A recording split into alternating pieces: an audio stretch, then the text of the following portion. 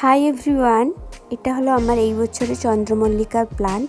কত পরিমাণে ফুল হয়েছিল, এখন তার অবস্থা দেখো, সমস্ত ফুলই শুকিয়ে গেছে।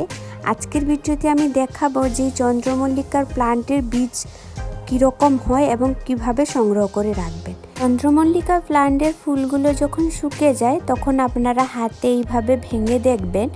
ভেঙে দেখার পর ভিতরের দিকে দেখবেন ছোট্ট ছোট্ট সাদা সাদা বীজ থাকে।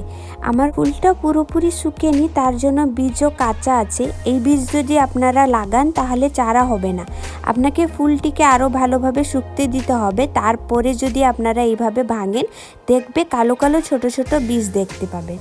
অনেকে ভাবেন যে চন্দ্রমল্লিকা প্লান্টের বীজ সংগ্রহ করে রাখবেন, আগের বছর সেই প্লান্টের বীজ থেকেই চারা তৈরি করবেন, কিন্তু চন্দ্রমল্লিকা প্লান্টের বীজ থেকে চারা তৈরি হওয়ার খুবই চান্স কম।